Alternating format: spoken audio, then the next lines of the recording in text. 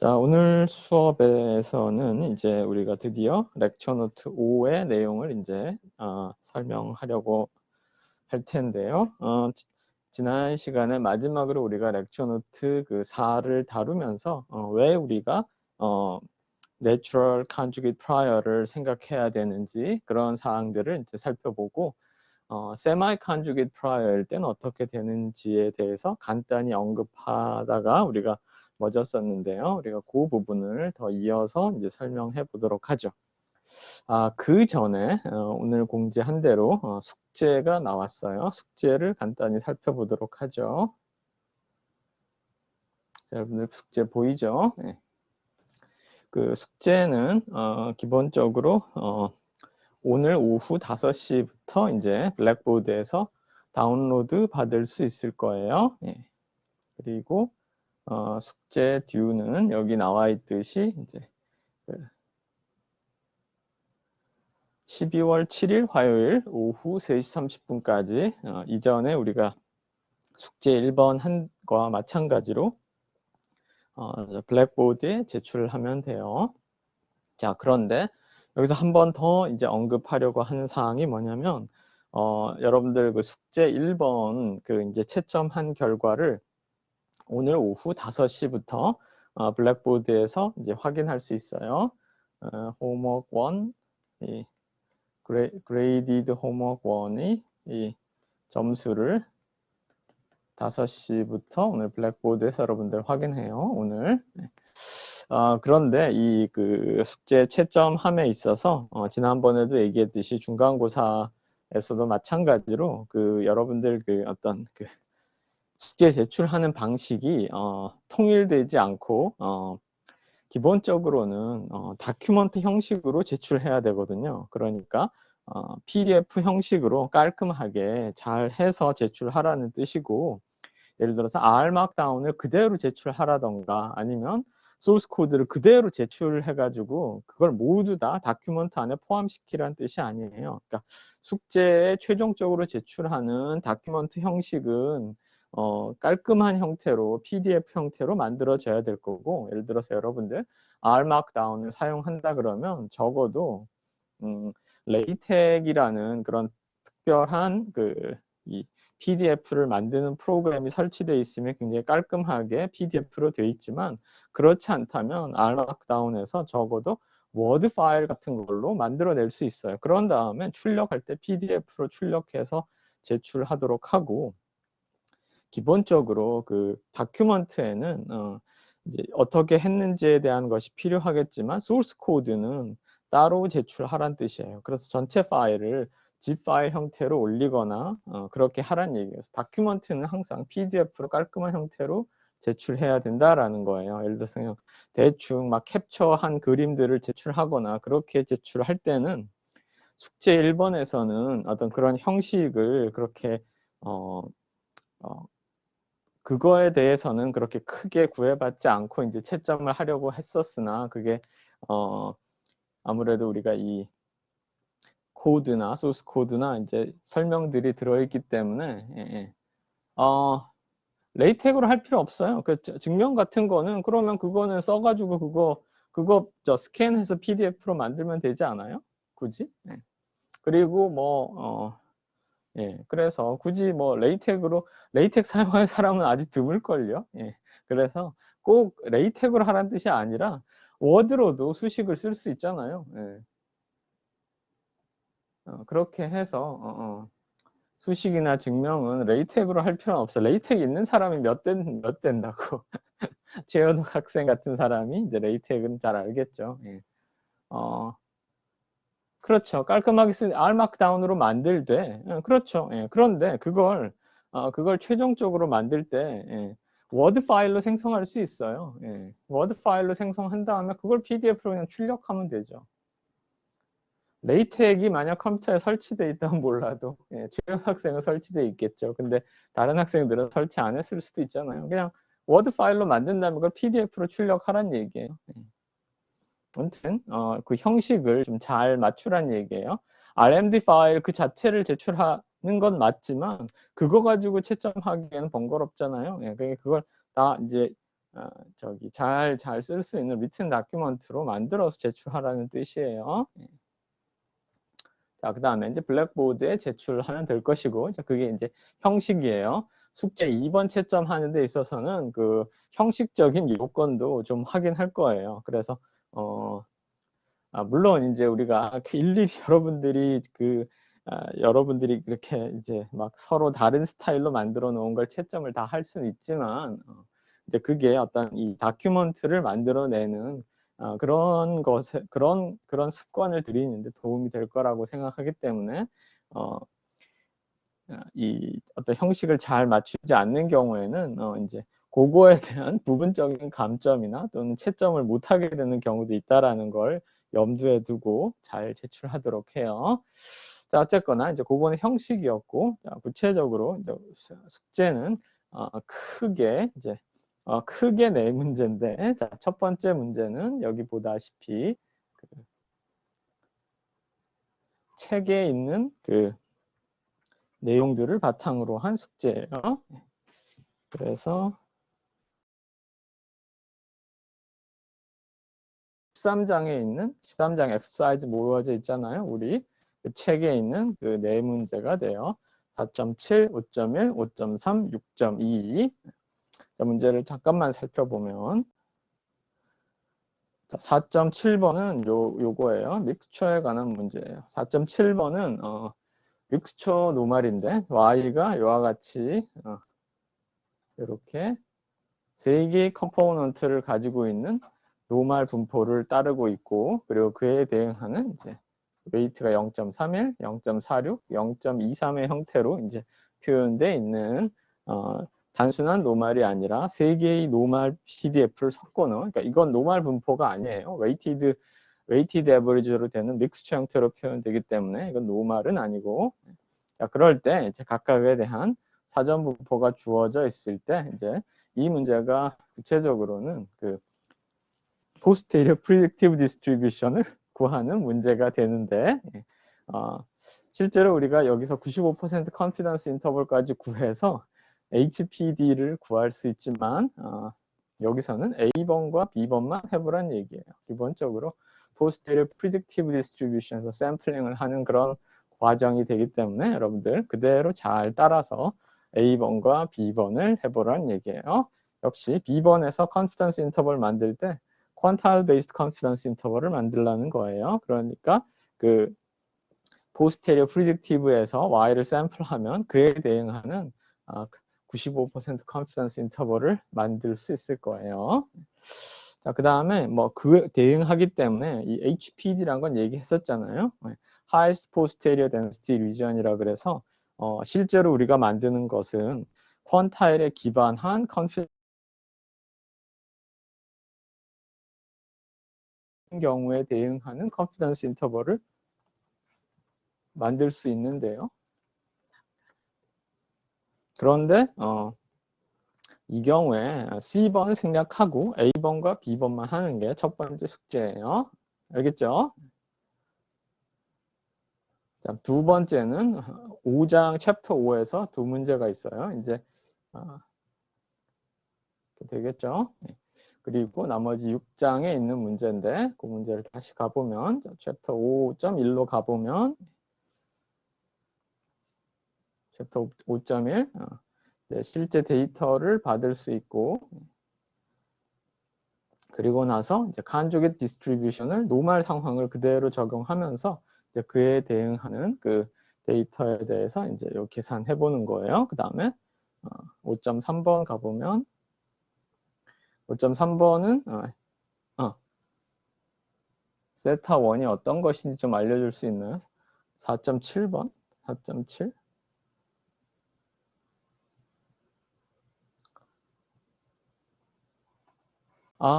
이게 타이포인가 보다. 그렇네요. 이 세타 1이 아니라 다 세타가 되겠군요. 여기 타이포네요. 책의 타이포네요. 예. 좋은 지적이에요. 최연 학생은 바로 확인되는군요. 예. 그냥 세타죠, 세타. 예. 좋은 질문이었어요. 예. 예. 좋아요. 다음에 5.3번을 다시 가보면 5.3번은 요 marginal distribution 요거 이제 구하는 거예요. 실제로 우리가 이 semi conjugate을 사용하지 않고 natural conjugate을 사용하게 되면 이게 이제 conjugate prior를 사용하라는 거예요. 실제로 우리가 marginal distribution을 우리가 애널리틱하게 구할 수 있었잖아요. 예. 그래서 그것들을 몬테카를로를 통해서 한번 더 확인해 보라는 거예요. 우리가 실제로 계산은 해봤지만 그것들을 다시 한번 해보는 것이기 때문에 뭐 여러분들 큰 어려움 없이 잘 할 수 있을 거라고 생각해요. 우리 수업 시간에 다뤘기 때문에. 그 다음에 마지막으로 이제 6장으로 넘어가면 6.2번이 있죠. 6.2번을 가볼까요? 6.2번을 가보면 6.2번 다시 이제 믹스처 노말이 계속 등장해요. 이전에 아까 4.7번은 믹스처 노말에서 포스테리어 프리딕티브 디스트리뷰션을 구하라는 문제고 6.2번은 믹스처 노말에서 실제 데이터를 받아서 이제 역시 깁 샘플러를 적용해 보라라는 문제예요. 아까 그 질문 최선목 학생이 질문했군요. 최연 학생이 아니라 어쨌든 간에 예, 둘 다 열심히 잘 수업 따라고 질문도 잘 해주고 있어요. 예. 자, 어쨌든 간에 이게 이제 책에 있는 연습 문제다라는 거. 기본적으로 우리가 이제 렉처 5에서는 본격적으로 깁 샘플링에 관한 사항을 이제 다룰 것이기 때문에 문제에서도 우리가 깁 샘플러를 이제 다루는 문제들이 등장할 거예요. 자, 다시 숙제로 돌아가 보면 그렇게 이제 요 네 문제는 책에 있는 문제들이고 그 다음에 이제 추가적인 문제가 두 문제 더 있는데 첫 번째는 역시 노말 관련한 문제고 깁 샘플러 적용하는 문제이긴 하나 이 상황이 뭐냐면 주로 책에 있는 문제들은 평균이 다를 때와 같은 노말 분포의 믹스처를 사용했는데 이건 뭐냐면 예를 들어서 일부의 데이터는 노말, 세타, 시그마 제곱이 되고 나머지 데이터는 추가적으로 노말, 세타 플러스 델타, 시그마 제곱이 된 거죠. 일종의 이런 상황을 설명할 수 있잖아요. 이 관측값들이 있는데 두 관측값이 n개의 관측값과 m개의 관측값이 있는데 알고 봤더니 두 관측값의 평균이 다르더라라는 걸 생각하는 거예요. 정말 다른가? 예를 들어서 이제 그런 것들을 확인해보고 그럴 때 이제 포스테리어 샘플 또는 포스테리어 디스트리뷰션 어떻게 유학될 것인가를 살펴보라는 얘기죠. 우리가 이 상황에서 델타, 시그마 제곱에 관한 추론을 할 것이고 세타, 델타, 시그마 제곱에 대해서는 이전과 마찬가지로 정규 분포를 주도록 하고요. 세타와 델타는 당연히 서로 독립이다라고 생각하면 되고요. 시그마 제곱도 마찬가지고 자 그러면 이제 우리 오늘부터 본격적으로 다루어지겠지만 그 깁 샘플링을 하기 위해서는 full conditional distribution이 필요해요. 그래서 full conditional posterior distribution이 뭔지 계산하고 그리고 실제 데이터를 이전에는 데이터셋이 이제 주어지거나 하는데 여기서는 여러분들 시뮬레이션으로 직접 만들어 보는 거예요. 50개는 노말 세타 시그마 제곱, 세타가 10, 시그마가 2일 때, 그 다음에 나머지 50개는 세타 더하기 델타, 그러니까 델타는 1이기 때문에 한쪽은 평균 10인데서 뽑는 거고 또 하나는 평균 11인데서 뽑아가지고 세타와 델타에 관한 추론을 잘할 것인가를 살펴보는 거예요. 그래서 A번에서 full conditional posterior가 계산이 되면 여러분들이 그걸 바탕으로 깁 샘플링 코드를 R로도 만들 수도 있고 또는 R이 좀 다루기가 어렵다라고 생각하면 그냥 벅스, 즉 윈벅스나 또는 오픈벅스나 또는 잭스를 이용해서 직접 만들어낼 수 있고 그에 대응하는 사후 분포에 대해서 각각의 사후 평균, 사후 중위수, 그 다음에 95% 퀀타일 베이스드 컨피던스 인터벌을 만들어라 라는 게 큰 이제 숙제 2번이에요. 마지막 3번은 뭐냐면 3번은 이제 이거 T 디스트리뷰션에 관한 사항인데 우리가 실제로 지금 우리가 T 디스트리뷰션을 어떻게 이해했냐면 스케일 믹스처 오브 노멀로 이해했었죠. 우리가 T 디스트리뷰션을 스케일 믹스처 오브 노멀로 이해할 때는 주로 프리딕티브 디스트리뷰션을 구할 때 스케일 믹스처 오브 노멀이었는데 이제 그 아이디어를 직접 우리가 이와 같은 상황에서 깁 샘플링을 이제 구현해 보라라는 거예요. 그런데 이것은 깁 샘플링이 장점 중에 하나가 어떤 우리가 나중에 가서 이제 그 추가적으로 깁 샘플링에 대해서 더 논의를 하게 될 것이지만 이렇게 레이텐트 또는 히든 베리어블을 도입해서 깁 샘플러를 완성할 수 있어요. 특히 이와 같은 방식을 더 이제 확장해서 우리가 나중에 그 generalized linear 모델을 살짝 아마 마지막 거의 학기 마무리하면서 다룰 텐데 그때 우리가 probit regression 그러니까 그 바이너리 데이터에 대해서 설명 변수를 동반해서 설명하는 회기선의 대표적인 게 probit regression이죠. probit에 대응하는 링크 펑션을 사용하는 그런 모형을 사용할 때도 우리가 이와 같은 latent variable을 도입할 텐데 마찬가지로 여기서 한번 숙제를 한번 해보는 거예요. 그러니까 어떤 잠재 변수가 관측되지 않은 잠재 변수가 여기처럼 어떤 분포를 따른다고 가정하고 그리고 나서 이제 그 이후에 우리가 그에 대응하는 깁 샘플러를 만들어내는 과정을 한번 잘 따라가 보면 될 거예요. 기본적으로는 y1서부터yn들이 결국 t 디스트리뷰션을 따라요. 이 경우에 평균이 뮤가 되겠죠. 이 y의 평균이 g라는 것은 t 디스트리뷰션인데 평균이 0이 될 테니 y가 평균 뮤를 갖고 그에 대응하는 스케일 파라미터 시그마를 갖는 그런 상황이 되는데 지금 뮤와 시그마에 관한 추론을 모두 하기 위해서 우리가 이와 같은 관측되지 않은 그런 히든 베리어블을 하나 도입해요. 그래서 이런 가정 하에서 우리가 이렇게 풀 컨디셔널 디스트리뷰션만 계산한다면 그럼 우리가 깁 샘플을 만들어낼 수 있어요. 이와 같은 과정을 따라가 보면 자 그래서 그 풀 컨디셔널 디스트리뷰션을 계속 써보고 그 다음에 이게 실제 데이터가 이렇게 관측됐다라고 얘기하면 그러면 우리가 그에 대응하는 깁 샘플러를 만들어낼 수 있고 적합할 수 있는 게 숙제예요. 그래서 우리가 이렇게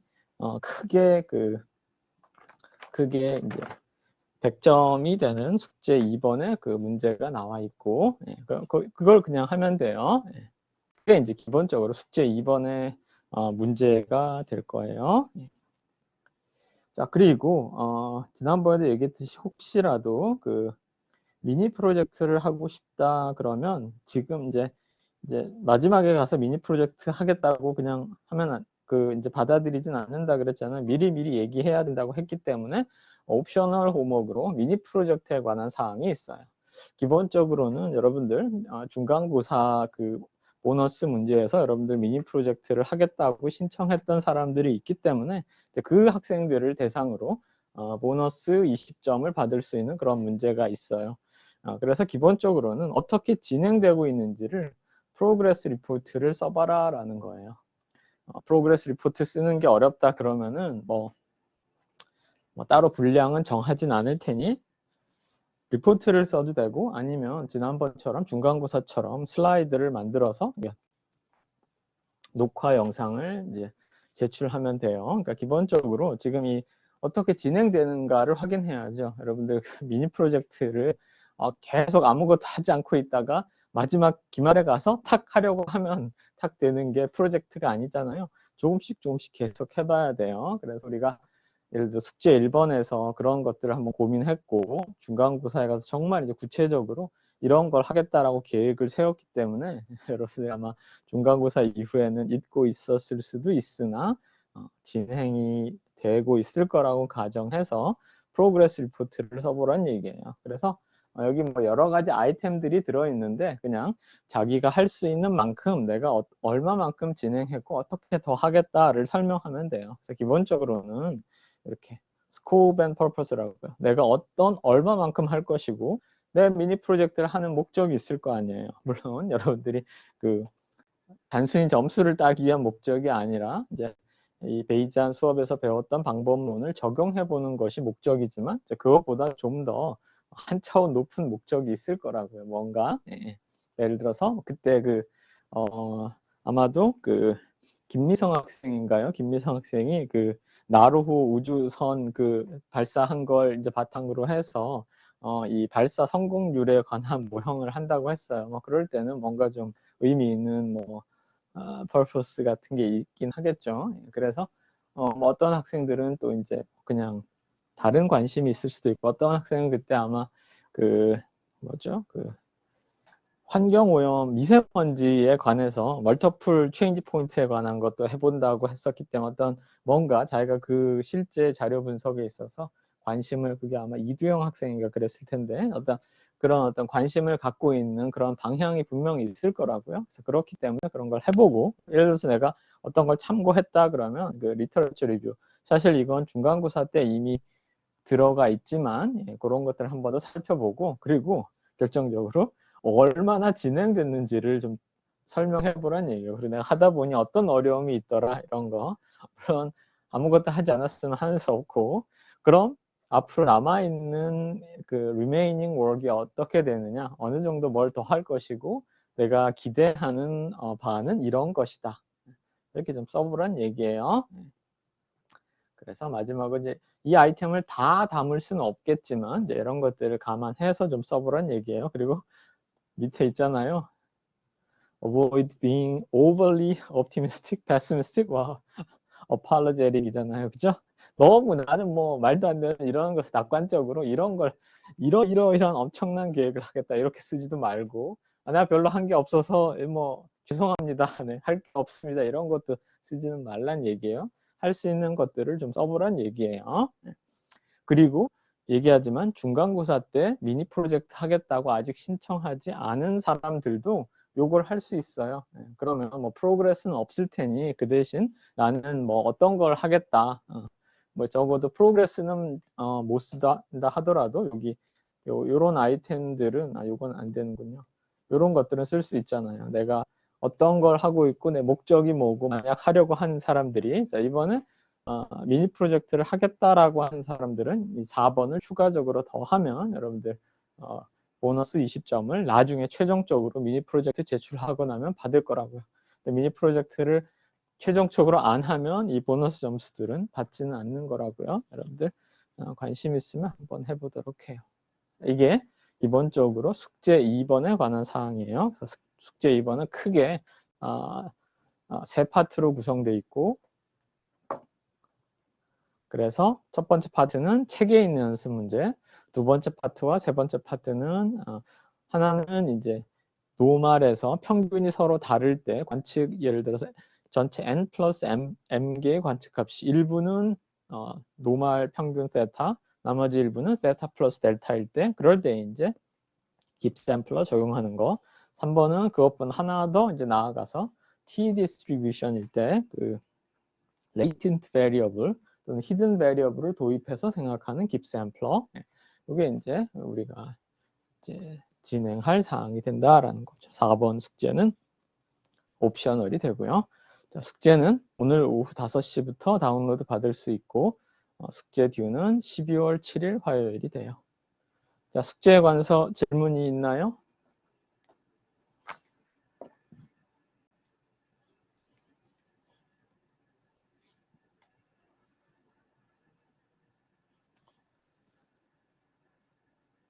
질문 없나요? 네, 다 이제 클리어하죠. 네.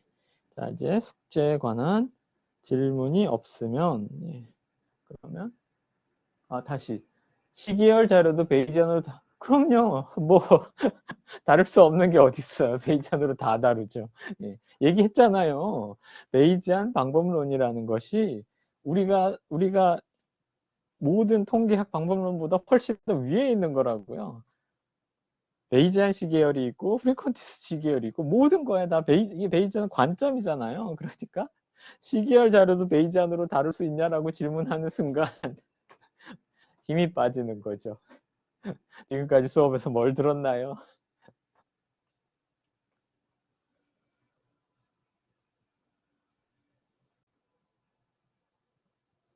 과제로 관심이 생기는 분야인데 혹시 과제로 진행할 때 수업 배운 내용 밖의 내용일까요? 아니 뭐 해봐도 되죠. 예, 예, 예. 근데 그 시계열 자료를 또 뭐 엄청 어드밴스 돼 있는 뭐 방법을 적용해가지고 어떻게 하겠다 그러는 것도 아니겠죠. 예, 예. 할 수 있는 만큼 하라는 얘기예요. 예. 다시 한 번 더 얘기하지만 베이지안 방법, 베이지안 통계학이라는 것이 뭐 어떤 뭐 특정한 그 분야가 아니라고요. 통계학에서 똑같은 방법론이 있는데 그 중에 그걸 바라보는 관점이 다른 거예요. 베이지안 회귀분석, 회귀분석이 있으면 베이지안 회귀분석, 프리퀀티스트 회귀분석. 시계열 있으면 베이지안 시계열, 프리퀀티스트 시계열. 별의별 게 다 있죠. 예. 예를 들어서 계량경제, 베이지안 계량경제도 있죠. 예. 베이지안이라는 건 어떤 그 관점이잖아요. 예. 모수 추론하는 데 있어서 관점. 예. 경제학과에는 저기 강규호 교수님이 베이지안 계량경제 하시잖아요. 특히 그 금융, 파이낸스에 대해서 베이지안 파이낸스 하시잖아요. 예. 그러니까 시계열 자료도 베이지안으로 다룰 수 있을까요? 라고 묻는 순간 예. 섭섭하죠. 예. 어쨌든 간에 베이지안으로 다 할 수 있어요. 아마 그 강규호 교수님이 국제금융이라는 그 경제학과에서 아마 3, 4학년들을 대상으로 하는 그런 과목에서는 알고 있기로는 베이지안에 관해서 다루고 있어요. 대학원에서도 국제금융 수업 하실 때 베이지안 국제금융 하시고 예. 경영학과에서도 당연히 베이지안 많이 하죠. 마케팅에서도 베이지안 마케팅 많이 하죠. 예. 그 경영학과에도 김재환 교수님이라고 계시는데 베이지안 마케팅으로 아주 많은 연구하시는 분이에요. 그러니까 이 베이지안이라는 것이 어떤 특정한 방법이 아니라니까요. 그 바라보는 관점이라고요. 예. 베이지안 머신러닝, 베이지안 딥러닝, 뭐 앞에 베이지안이라는 게 그 수식어죠. 그 방법을 바라보는 관점이잖아요. 예. 그러니까 베이지안으로 시계열 자료 다룰 수 있느냐라고 묻지 말아요. 섭해요. 예.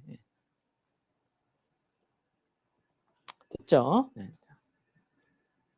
또 다른 질문 없나요? 예.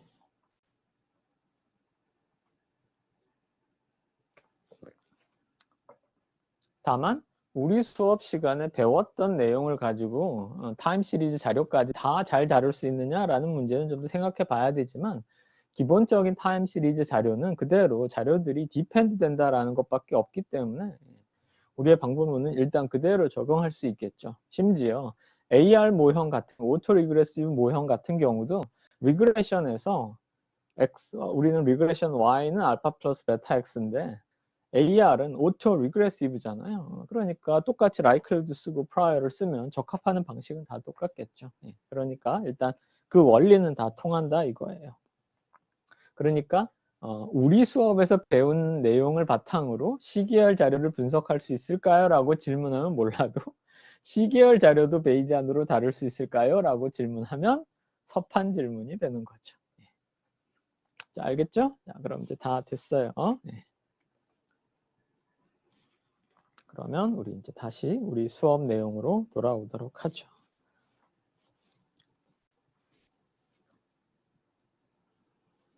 자, 그래서 우리가 이제 우리 수업에서 다시 돌아오면 우리는 지금 이제 우리는 이제 물론 계속 우리는 이제 가장 기본적인 모형들을 다루고 있어요. 노말, 세타, 시그마 제곱일 때 그 세타와 시그마 제곱에 관한 추론을 어떻게 할 것인가를 우리가 지금 다루고 있는 게 되는 거죠. 자, 그래서 우리가 렉처 노트 4에서까지 다뤘던 내용은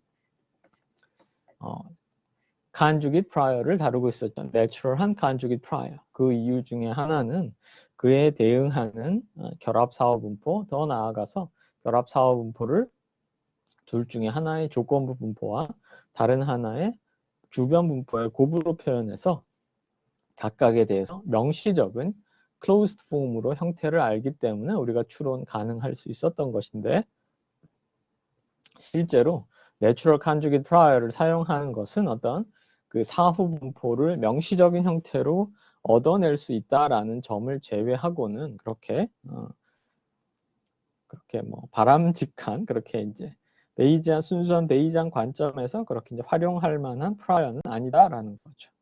실제로 세타와 시그마 제곱은 서로 관련이 없을 수도 있겠죠. 그래서 우리가 생각해 볼 수 있는 것은 똑같이 노말, 세타, 시그마 제곱을 추론한다라는 데 있어서 저기 첫 번째 줄에 있는 뮤가 세타로 이제 바뀌는 거고요.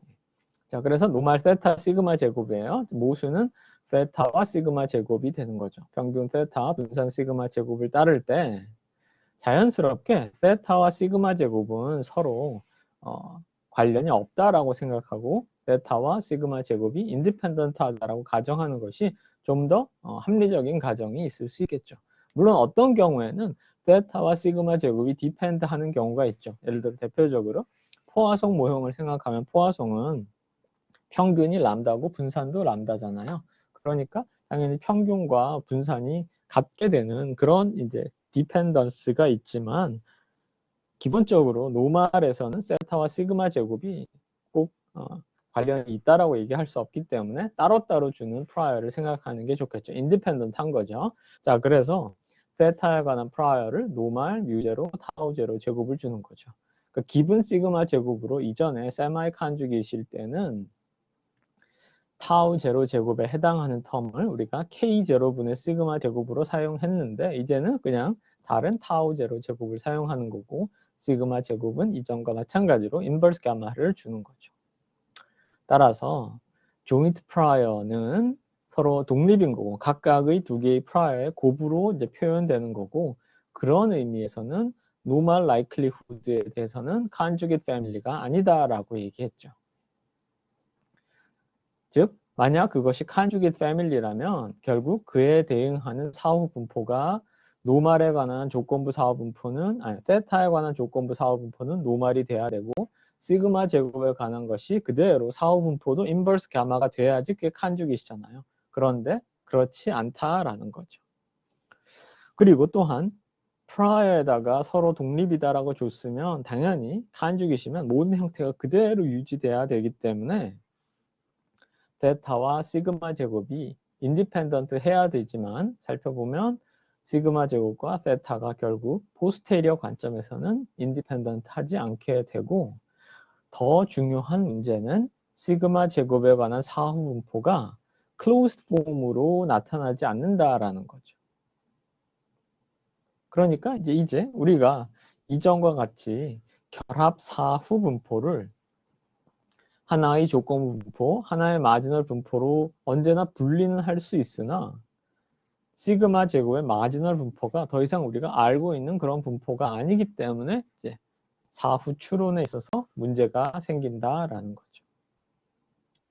여전히 시그마 제곱이 기분됐을 때의 조건부 사후 분포, 세타에 관한 조건부 사후 분포는 이전과 똑같이 시그마 제곱이 알려져 있는 상황과 마찬가지로 노말 사후 분포가 되겠죠. 그래서 뮤n과 타우 n의 제곱은 그대로 이전에 우리가 알고 있던 바와 마찬가지로 뮤n은 sample average와 prior mean의 weighted average고 그다음에 posterior distribution에 대응하는 분산의 역수, precision은 각각 사전 분산의 precision과 sampling precision을 더한 형태가 되죠. 하지만 문제가 시그마 제곱에 관한 사후 분포가 명시적인 형태로 나오지 않는다라는 거예요. 계산이 깔끔하게 되지 않는 거죠. 이전에 우리가 봤을 때 내추럴 컨주게이트 프라이어를 주면 그에 대응하는 사후 분포가 시그마 제곱의 조건부 사후 분포가 명확한 형태의 인버스 가마가 됐지만 지금 인디펜던트한 프라이어를 주게 되면 시그마 제곱에 대한 사후 분포는 저와 같이 적분의 형태로 표현되죠. 당연히 노말과 인버스 가마에 해당하는 프라이어를 곱한 다음에 거기다가 라이클리후드를 곱하면 그것이 시그마 제곱에 관한 당연히 조건부 주변 사후 분포가 되겠죠. 그런데 이 형태가 깔끔한 형태로 지금 주어지지 않고 있는 거죠. 이게 적분이 간단하게 이제 어떤 closed 폼으로 명시적인 형태로 정리되지 않는다라는 것이 지금 우리가 가지고 있는 문제가 된다라는 거죠. 따라서 이 경우에는 우리가 좀 다른 방식으로 사후 분포를 어떤 식으로 근사적으로 계산할 수 있는 그런 방법을 생각해 봐야 되는 거죠. 즉 여기 보면 알듯이 이 시그마 제곱에 관한 사후 분포는 결국 시그마 제곱과 이 데이터들에 대응하는 조인트 분포에 비례하겠죠. 분자에 해당하는 부분이기 때문에 그래서 시그마 제곱과 세타까지 집어넣은 것을 세타에 관해서 적분하면 되겠죠.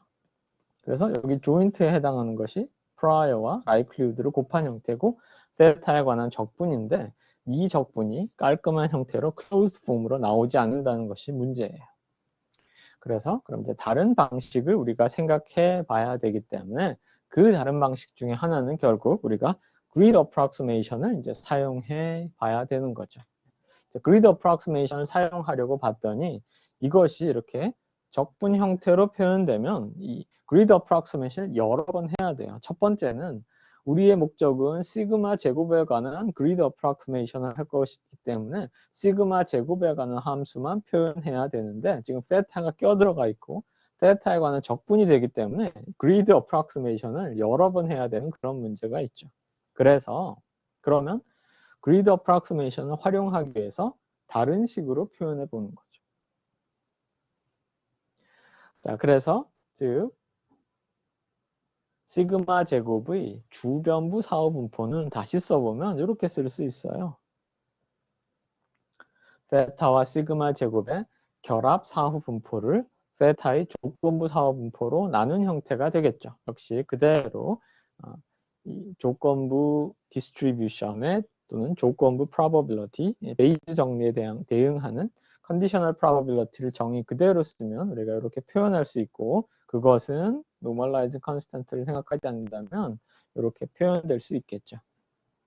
여전히 이 형태가 깔끔한 형태로 계산이 안 되고 있기 때문에 이제 그게 문제고 그러면 첫 번째로는 우리가 이 상태에서 계산할 수 있는 방법 그러니까 당연히 나이브하게는 grid approximation을 생각할 거고 이제 grid에 따라서 대응하는 값을 우리가 직접 계산해 보는 방식을 우리가 취해 볼 거다라는 거죠.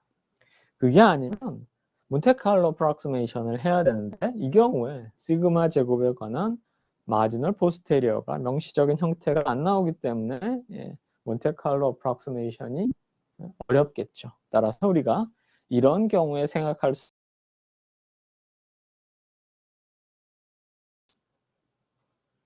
마코브 체인을 이용한 몬테칼로 방법을 우리가 사용하도록 하겠죠. 그래서 마코브 체인을 이용한 몬테칼로 방법이 바로 MCMC고 그것의 첫 번째가 깁샘플러가 되는 거죠. 이미 우리는 깁샘플러를 봤어요. 이제 바로 우리가 이미 벅스, 잭스 계속 사용했잖아요. 그 방법 자체가 Bayesian inference using 깁샘플러 또는 잭스의 경우는 just another 깁샘플러라고요. 이미 우리는 깁샘플러를 사용하고 있었어요. 그런데 우리 깁샘플러의 그 원칙에 대해서, 그 원리에 대해서 조금씩 더 살펴볼 예정인 거죠. 이미 여러분들은 이 벅스나 잭스를 돌려서 아웃풋을 얻어내는 과정에서 이미 깁샘플러를 사용하고 있었다라는 사실이에요. 어쨌거나 이제 다음 슬라이드로 넘어가 보도록 하죠. 자, 그래서 첫 번째 세타와 시그마 제곱이 모두 다 알려져 있지 않고 세마이 칸주기 프라이어를 사용할 때 우리가 생각해 볼 수 있는 방식이 바로 grid approximation이 되죠. 자, grid approximation을 사용하기 위해서 우리가 조인트한 시그마 제곱의 역수에 대응하는 시그마 제곱분의 2를 틸다 시그마 제곱이라고 표현하면 그러면 세타와 틸다 시그마 제곱의 조인트 포스테리어가 그대로 prior 그 다음에 likelihood의 곱으로 표현이 되겠죠. 자, 그러면 보는 바와 같이 같은 식으로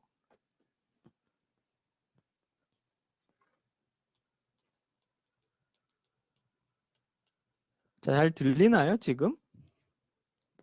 잘 들리죠? 예, 예.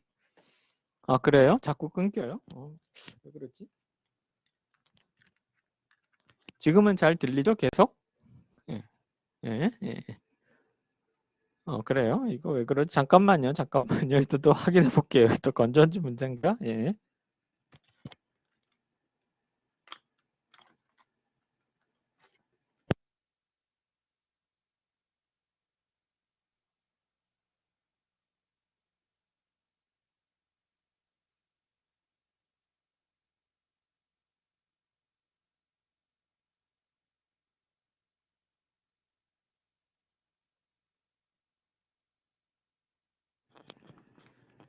이제는 잘 들리나요? 예, 이제 잘 들리나요? 예, 좋아요, 좋아요. 예, 또 건져진 문제였어요. 미안해요. 예. 자, 그래서 자, 세타와 틸다 시그마 제곱에 대응하는 조인트 사후 분포가 그와 같이 주어지는 거죠. 셋 노말과 노말 프라이어와 인버스 가마. 근데 틸다 제곱, 그러니까 틸다 시그마 제곱을 시그마 제곱분의 1로 했기 때문에 감마가 되고 그에 대응하는 라이클리후드가 되겠죠.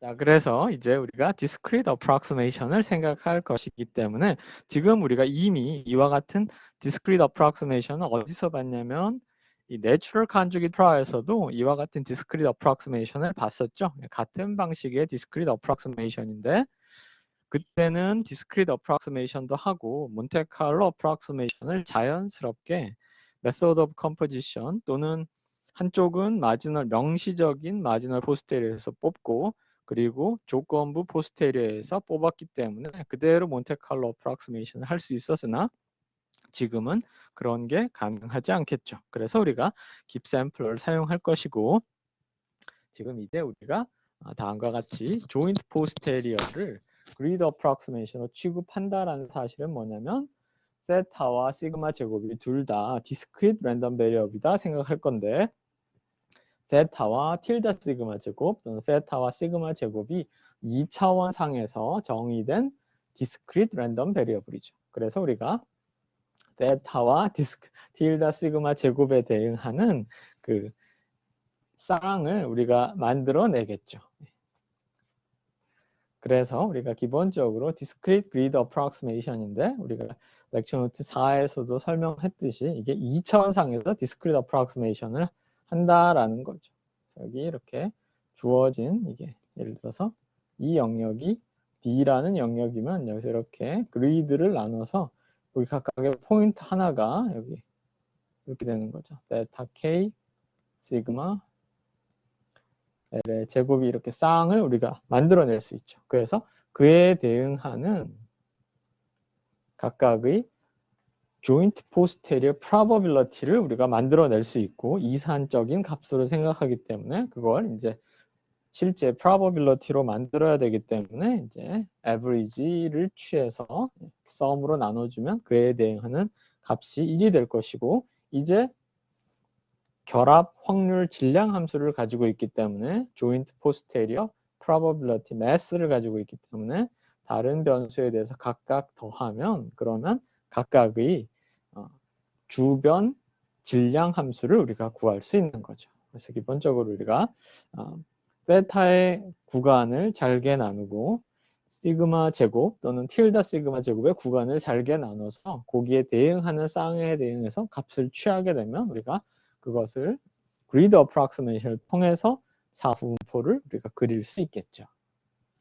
자, 다음 슬라이드로 넘어가면 자, 이게 지금 이제 우리가 직접 이제 그림을 그려보고 있는 상황이 되는 거예요. 그래서 이 그림은 이미 우리가 렉처 노트 4에서 내추럴 컨주게이트 트라이얼에서도 유사한 그림을 그렸기 때문에 여러분들 이제 쉽게 확인해 볼 수 있어요. 자, 그러면 R을 통해서 한번 그림을 그려보도록 하죠. 자, 그래서 그 해당 부분을 그리게 되면 자, 여러분들 보는 거와 마찬가지로 자, 맨 왼쪽에 있는 그림이 이제 세타와 틸다 시그마 제곱, 즉 시그마 제곱분의 1에 대응하는 조인트 포스테리어 디스트리뷰션에 대한 그리드 어프락시메이션이 되는 거죠. 이전과 마찬가지로 우리가 그에 대응하는 조인트 포스테리어 프로버빌리티죠. 이건 시그마 제곱과 또는 틸다 시그마 제곱과 세타가 각각 이산형 확률 변수가 된다라고 생각하고 그에 대응하는 결합 확률을 이제 그린 거고 그 옆에 있는 두 개의 그림은 자, 세타에 관한 것과 틸다 시그마 제곱이 있는데 세타에 관한 것은 실제로 우리는 이 마지널 포스테리어를 그린 거죠. 우리가 세타에 관한 컨디셔널 포스테리어는 노말의 뮤 n 타우 n의 제곱을 갖고 있다는 사실을 알지만 그에 대응하는 마지널 포스테리어는 뭔지 몰라요. 실제로 우리가 만약 conjugate prior, 렉처 노트 4의 natural conjugate prior를 사용했다면 세타에 관한 marginal posterio가 t distribution이 된다라고 했었죠. 기본적으로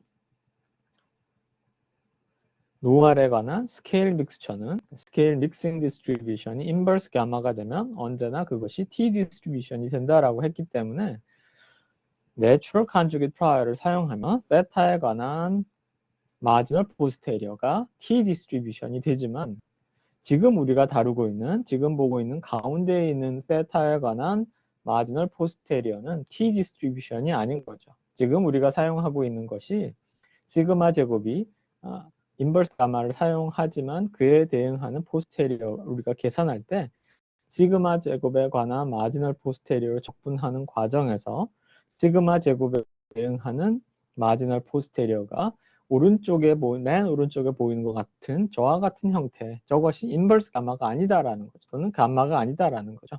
우리 눈으로 보기에는 얼핏 감마 분포와 비슷한 형태지만 저것이 감마 분포가 아니기 때문에 마찬가지로 가운데 있는 세타에 관한 마지널 포스테리어도 t가 되지 않는다라는 문제가 있죠. 어쨌거나 이 경우에는 모두 다 discrete approximation, grid approximation을 통해서 얻는 방법이 일단 첫 번째 방법이 되겠죠.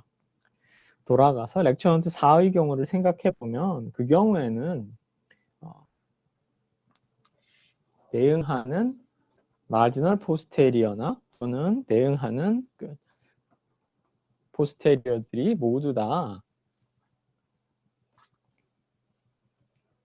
그에 대응하는 것이 우리가 애널리틱하게 t나 인버스 가마를 또는 감마를 알았지만 이 그림들은 그런 그림이 아니다라는 거. 알겠죠? 자, 그러면 이제 다시 렉처 노트로 돌아가면 그래서 이제 우리가 첫 번째로는 포스테리어를 요약하는 데 있어서 그리드 어프락시메이션을 통해서 그릴 수 있다라는 거죠. 자, 다음 페이지로 넘어가면 자, 이제 우리는 그러면 몬테칼로 어프락시메이션을 해야 되겠죠. 몬테칼로 어프락시메이션 하려고 봤더니 렉처 노트 4에서 내추럴 컨주게이션이었으면 시그마 제곱에 대응하는 마지널 포스테리어가 인버스 가마였기 때문에 거기서 뽑고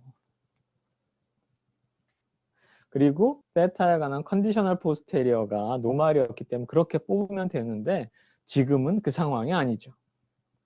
지금 우리가 알고 있는 것은 세타에 관한 컨디셔널 포스테리어는 알지만 시그마 제곱에 관한 마지널 포스테리어가 뭔지 몰라요.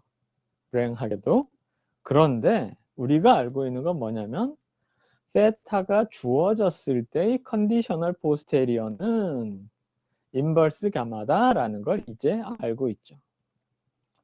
세타가 주어졌을 때의 포스테리어는 마치 세타가 알려져 있는 상황과 똑같은 거죠. 그러니까 다시 돌아가면 노멀 문제에서 우리가 이미 시그마 제곱이 알려져 있을 때 세타에 관한 추론, 그건 세타에 관한 컨디셔널 포스테리어가 노멀이었고 세타가 알려져 있을 때 시그마 제곱에 관한 추론, 그럴 때는 인버스 가마였다라는 사실은 확실히 알고 있죠. 즉 우리가 알고 있는 것은 두 개의 컨디셔널 디스트리뷰션은 명확히 알아요.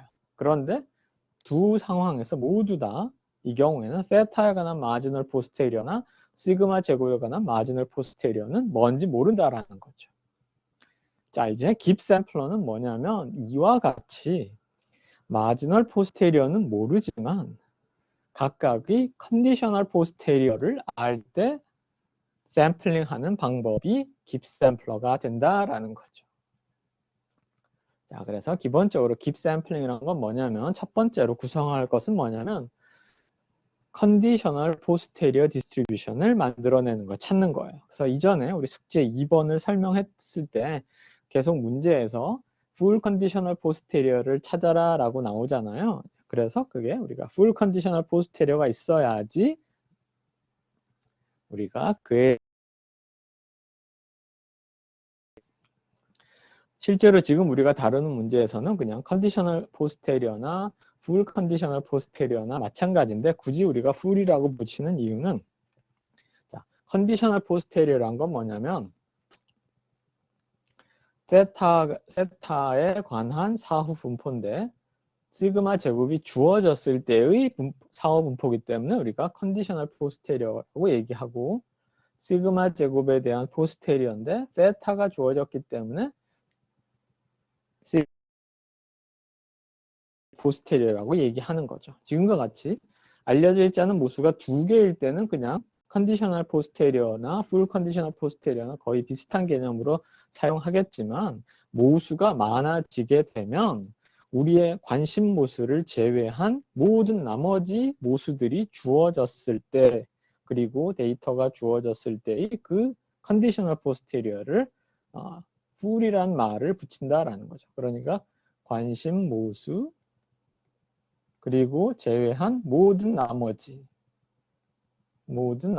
여기서 모든 나머지라 함은 관심이 있지 않은 다른 모수들과 데이터까지 포함하기 때문에 우리가 굳이 이름을 full conditional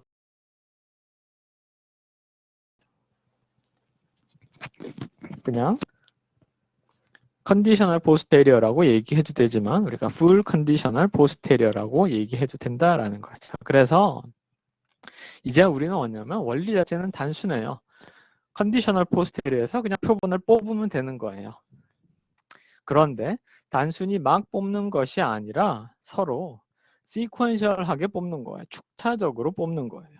즉 처음에 초기값을 하나 줘요. 초기값을 하나 주고 나서 기본적으로 이게 컨디셔널 포스테리어에서 표본을 뽑는 것이기 때문에 일단 초기값이 하나 주어져야 되겠죠.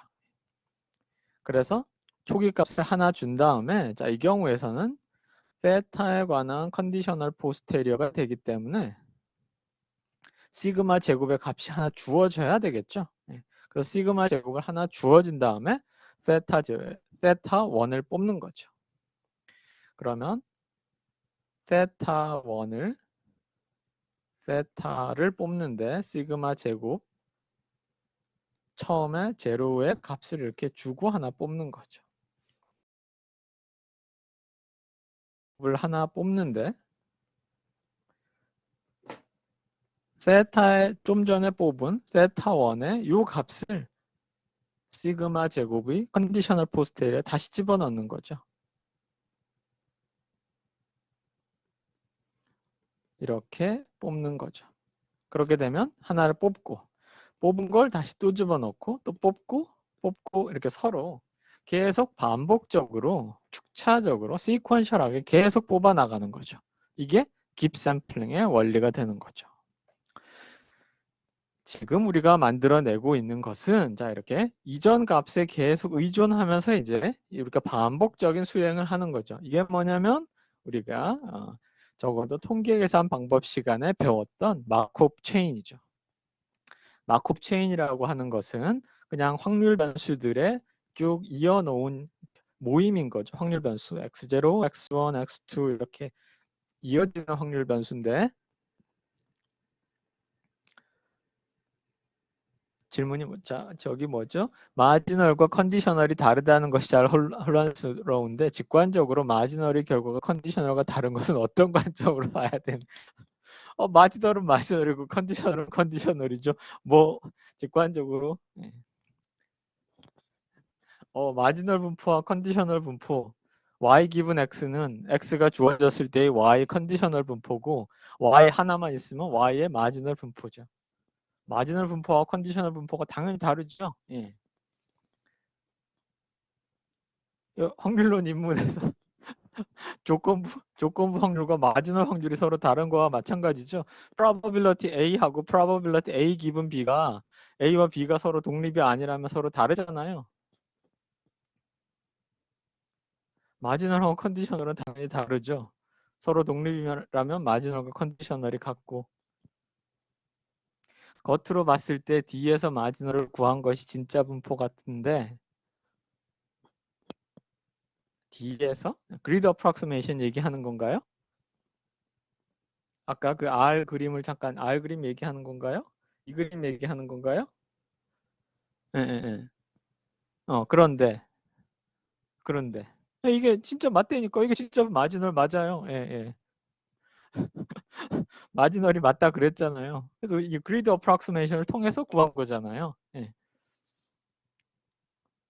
예, 그런데 지금 우리가 왼쪽에 그려져 있는 두 개의 그림은 각각 마지널 디스트리뷰션이에요. 이것을 쓰지 않으면 왜곡이 생기는 것 아닌가요?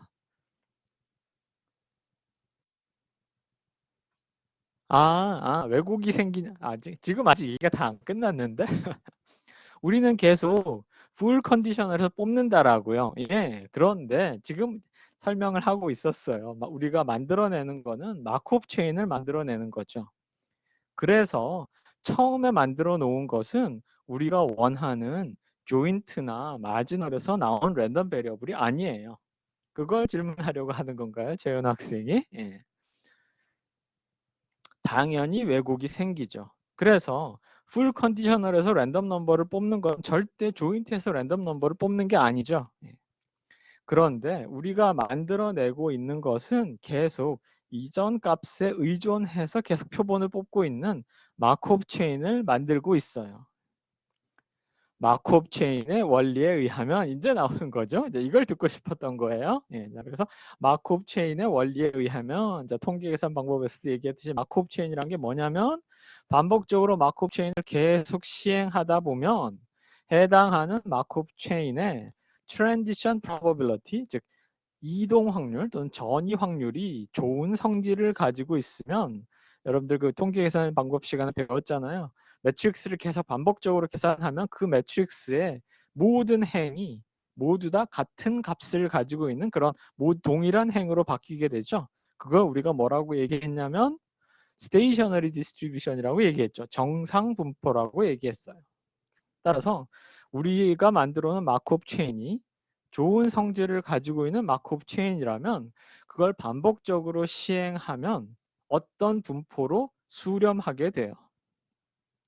깁샘플러의 아이디어는 뭐냐면 우리는 실제로 매번 표본을 뽑을 때는 컨디셔널 포스테리어에서 표본을 뽑아요. 그런데 우리의 목표는 뭐냐면 결국 그로부터 나온 표본들이 지금 최현우 학생이 지적한 왜곡이 생기지 않도록 마지널 디스트리뷰션에서 나오게 만들어야죠. 그렇게 만들기 위해서 마크업 체인이 필요한 거죠. 우리는 계속 마크업 체인을 생성하고 있어요. 반복적으로 마크업 체인을 계속 생성하다 보면 어느 시점 이후부터는 우리가 만들어낸 마크업 체인이 수렴하게 되죠. 그리고 그 수렴하는 마크업 체인의 분포가 우리가 원하는 마지널 디스트리뷰션이 되는 게 마크업 체인 이론이고 그것을 사용하는 방법이 마크업 체인 몬테카를로 방법이고 그 중에서 우리가 특별히 보고 있는 것이 깁샘플러가 되는 거죠. 자, 슬라이드로 다시 돌아가면 좋은 질문이었어요. 자, 그래서 이렇게 되잖아요. 우리가 만들어내고 있는 것은 디펜드한 시퀀스를 만들어낸다고요. 계속 이전 값에 계속 디펜드 하고 있잖아요. 우리가 만들어내는 것은 실제로 우리가 원하는 타겟인 마지널 디스트리뷰션이 아니고 우리가 실제로 원하는 조인트 디스트리뷰션이 아니라고요. 하지만 마지막에 있잖아요. 이러한 과정을 반복적으로 하다 보면 어떤 것이 이제 그 프로세스가 계속 반복이 되다 보면 우리가 원하는 타겟 디스트리뷰션을 수렴하게 된다라는 것이 깁샘플러의 아이디어란 얘기죠. 자, 그래서 이제 다시 돌아온 거죠. 우리가 동시에 돌아가면 우리가 잭스나 벅스를 사용했을 때 어떻게 나중에 나온 그 아웃풋에 대해서 우리가 그림으로 잘 수렴하는지를 확인해야 된다 그랬잖아요. 그 이유가 바로 이런 거죠. 자, 우리가 method of composition으로 돌아가면 한쪽의 마지널에서 뽑아서 그걸 집어넣어서 컨디셔널로 딱 뽑으면 그걸로 끝이에요. 그러면 우리가 원하는 조인트에서 확률 분포를 딱 뽑은 거예요. 그런데 지금은 우리가 그렇진 않죠. 최현 학생이 지적했듯이 우리는 왜곡된 샘플링을 하고 있는 거죠. 우리는 실제로 적어도 둘 중에 하나는 마지널에서 뽑은 다음에 그걸 컨디셔널에 집어넣어서 뽑았을 때 나오는 쌍이 딱 우리가 원하는 것인데 지금은 우리는 둘 다 컨디셔널에서 뽑고 있죠. 그래서 그때 뽑힌 것은 우리가 원하는 포스테리어 샘플이 아닌 거죠. 그런데 이런 과정을 계속 축차적으로 반복하다 보면 어느 시점 이후부터는 그러면 우리가 원하는 마지널 디스트리뷰션, 우리가 원하는 조인트 디스트리뷰션에서 표본을 추출하게 된다라는 것이 마크업 체인 몬테카를로 방법의 이제 핵심이 되는 거죠. 마크업 체인을 이용한 몬테카를로 방법이 된다라는 거죠. 그래서 이와 같은 방식의 표본을 추출하는 방법을 우리가 깁스 샘플러라고 얘기한다라는 거예요.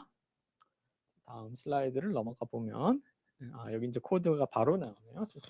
몇 번 다시 한 번 더 설명할게요. 자, 첫 번째로 몬테카를로 방법을 적용하기 하는데 우리가 지금 우리의 목적은 바로 표본을 조인트에서 뽑아내고 싶어 하는데 그렇게 뽑을 수가 없는 상황이 됐어요. 그래서 각각의 조건부 분포, 완전 조건부 분포를 통해서 표본을 계속 추출하는데 그렇기 때문에 계속 이전 값에 의존하는 거죠. 자, 그런 의미에서 첫 번째로 이전 슬라이드에 돌아가면 그런 의미에서 서로 독립이 아니에요. 디펜던트의 시퀀스들이. 다음 한 번 뽑았을 때 나오는 표본은 절대로 우리가 원하는 조인트에서 나온 표본이 아니에요. 물론 아주 간단한 상황이 아니라면 계속 의존하고 이게 되는 거죠. 따라서 우리가 그와 같은 것을 반복적으로 이제 한 다음에 어느 시점 이후부터는 우리가 원하는 결합 분포나 주변 분포에서 나온 표본이 된다라는 사실이에요. 자, 그래서 이걸 우리가 깁 샘플러라고 말하는 이유 자체는 첫 번째로 우리가 이제 이 몬테칼로 방법, 더 나아가서 마코브 체인 몬테칼로 이런 방법들은 모두 다 이제 통계학에서 먼저 시작한 것이 아니라 통계 물리에서 statistical physics에서 먼저 시작했어요. 몬테칼로 방법도 마찬가지고 뭐 우리가 통계 계산 방법 시간에도 이미 그 몬테칼로 방법의 역사에 대해서 간단히 더 설명했지만 이제 그대로 몬테칼로 방법이라는 것 자체가 이 물리학에서 처음에 그 이름 붙여진 게 오펜하이머 프로젝트에서 원자폭탄 떨어뜨리면서 그 실험한 그때 이름을 땄다 그랬잖아요. 예. 그래서 그런 방법을 사용하는데 마코브 체인을 이용한 몬테칼로를 생각해낸 거고 실제로 이 깁 샘플러보다 더 먼저 나온 것이 이제 우리가 깁 샘플러 이후에 더 설명할 미트로폴리스 헤이스팅스 알고리즘이 되는데 그것보다 좀 더 간단한 형태의 우리 마코브 체인 몬테칼로 방법이 깁 샘플러예요. 실제로 깁 샘플러는 미트로폴리스 헤이스팅스 알고리즘의 아주 특수한 형태라고도 이해할 수 있어요. 실제로 미트로폴리스 헤이스팅스 알고리즘은 우리가 그 통계 계산 방법 시간에 배웠던 리젝션 샘플링의 마코브 체인 버전이다라고 이해할 수도 있고요. 자, 어쨌거나 그런 이유에서 이제 우리가 이와 같은 방법을 생각하고 깁 샘플링이라고 불리우는 이유는 우리가 다음번에 좀 더 마코브 체인 몬테칼로에 관한 그런 내용을 더 다룰 때 더 설명을 할 것이지만 실제로 이제 통계 물리에서 이 방법이 처음 나온 이후에 통계 물리에서만 많이 쓰여지다가 엔지니어링 분야에서 이미지를 분석한 이미지 데이터 같은 이미지 어널리시스를 하는 과정에서 요 깁 샘플링의 아이디어가 사용됐어요. 그때 사용했던 것이 깁스 디스트리뷰션을 사용했는데 이 깁스라는 분 자체가 물리학자의 이름이에요. 그래서 그 물리학자의 아마도 그 물리학 여기 우리 물리학과에서 온 사람은 없지만 그 물리학에서 깁스 피노미넌이라고 깁스 현상이란 것도 있고 또 깁스 디스트리뷰션이란 것도 있어요. 예. 설명할 때 그래서 그 깁스 디스트리뷰션에 관한 샘플링을 할 때 요 마코브 체인 몬테칼로 방식을 사용했기 때문에 실제로 1984년에 G만과 G만의 그 이미지 어널리시스를 하는 그 논문에서 이 방법을 처음 사용해서 이걸 깁 샘플링이라고 부르자라 그래서 이제 깁 샘플러가 된 거예요. 아무튼 그런 이제 히스토리가 있긴 한데 이제 기회가 되면 더 좀 자세히 얘기해 보도록 하죠. 어쨌거나 깁 샘플러는 해당하는 조건부 분포에서 표본을 뽑는다라는 거. 다음 바로 뽑은 표본이 우리가 원하는 표본이 아니라 그걸 반복적으로 많이 실행한 이후에 어느 시점 이후부터 우리가 표본을 우리가 원하는 타겟 마지널이나 타겟 조인트에서 뽑힌 것으로 우리가 간주할 수 있다라는 거예요. 자, 다음 슬라이드로 넘어가 보죠. 자, 그래서 여기서 지금 우리가 그 깁 샘플러를 만들어내고 있는 그 기본적인 코드가 되고 있어요. 곧 우리가 확인을 할 텐데 여기서 이제 우리가 깁 샘플링을 여기서 하고 있죠. 그럴 때 여기 보면은 여기서 처음에 이게 phi1과 phi라는 것을 크게 이 2차원 벡터로 이해해서 이걸 이렇게 이해했다라고 생각하면 되죠. 그래서 첫 번째 컴포넌트가 세타에 관한 컴포넌트고 컨디셔널 디스트리뷰션이 지금 컨디셔널 포스테리어가 노말이기 때문에 노말에서 뽑는 거고 이 phi2 역시 컨디셔널 포스테리어가 시그마 틸다 제곱에 관한 컨디셔널 포스테리어가 감마기 때문에 감마에서 뽑고 있다라는 거예요. 그래서 여기서 튀어나온 첫 번째 쌍은 우리가 원하는 세타와 틸다 시그마 제곱의 조인트에서부터 나온 것이 아니라는 거. 반복적으로 많이 실행을 해야 돼요. 네. 그 다음 슬라이드로 넘어가면 R 코드를 보여주기 전에 좀 더 설명을 하죠. 그래서 우리가 각각 이제 100번 또는 어떤 식으로 변하는지 얘네들의 움직임을 한 번씩 확인해 보면서 이동할 거예요. 한번 각각 5번, 15번, 100번을 하면서 어떻게 움직임이 이루어지는지를 한 번 더 살펴보도록 하죠. 다음 슬라이드를 보면 그래서 이제 여기서 이제 다 뽑은 다음에 이제 우리가 그림을 그려보는 거예요. 그래서 만약 우리가 원하는 타겟에서 이 표본이 잘 추출됐다라고 하면 이전에 우리가 그리드 어프록시메이션을 이용해서 그렸던 그 그림과 유사한 그림들을 우리가 얻어낼 수 있을 거다라는 거. 그래서 한번 실행해 보도록 하죠. R을 통해서.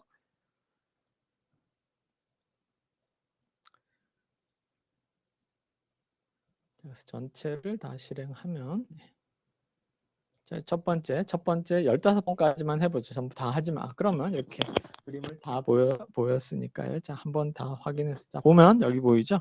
첫 번째 맨 왼쪽에 있는 그림이 1이라는 거는 이니셜 어떤 세타와 시그마 제곱에 대한 이니셜 밸류가 있는 거예요. 그런 다음에 이제 2, 3, 4, 5 이러면서 계속 이동하잖아요. 이 뜻은 뭐냐면 계속 축차적으로 나오기 때문에 그 연결 포인트가 지금 만들어지고 있는 거죠.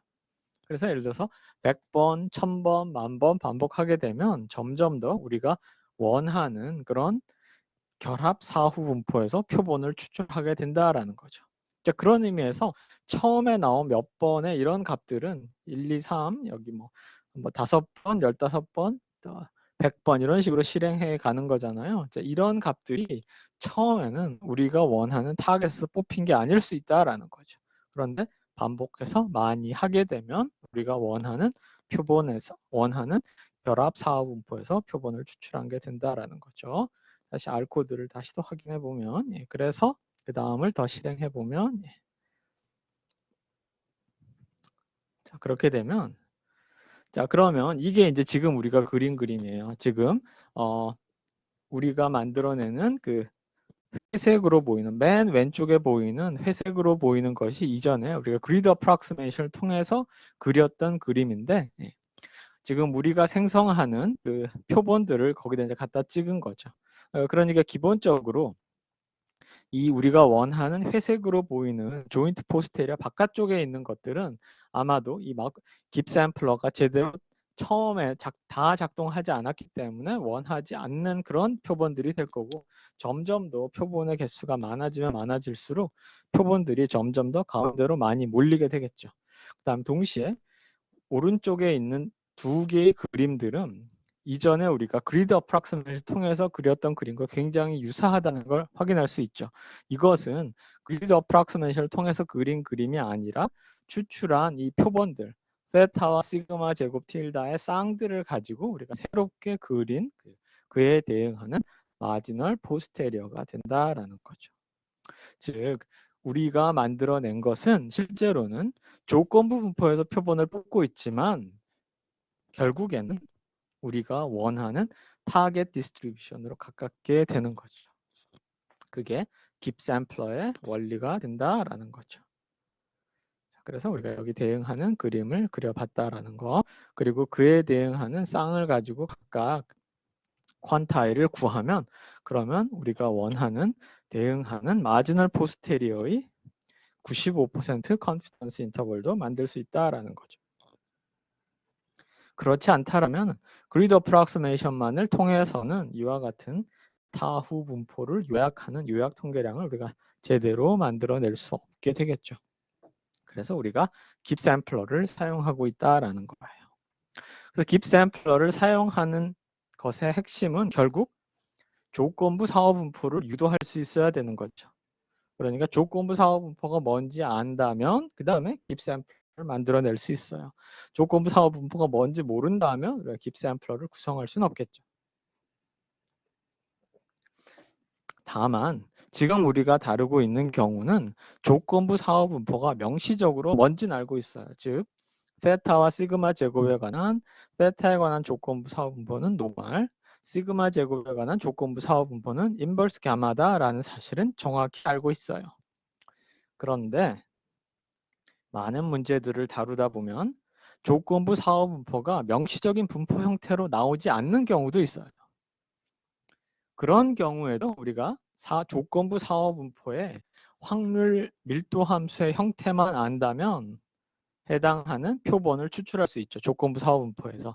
그게 뭐냐면 우리 통계 계산 방법 시간에 배웠던 리젝션 샘플링이죠. 리젝션 샘플링은 뭐였냐면 어떤 트랜스포메이션을 하지 않고 확률 밀도 함수만 주어줘도 그에 대응하는 확률 분포를 뽑는 방법이 리젝션 샘플링이죠. 그래서 리젝션 샘플링을 통해서 우리가 조건부 사후 분포에서부터 표본을 추출할 수 있는 것이고 리젝션 샘플링이 기반이 된 사용자에게 편리한 깁 샘플러가 깁 샘플링을 구현하는 소프트웨어가 바로 벅스가 되는 거죠.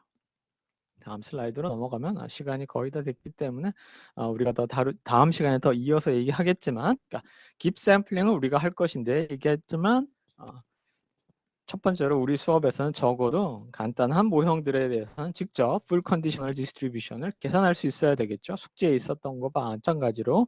그런데 그런 것들이 정확히 계산이 잘 안 된다 그러면 잭스나 벅스에 의존을 해야 되겠죠.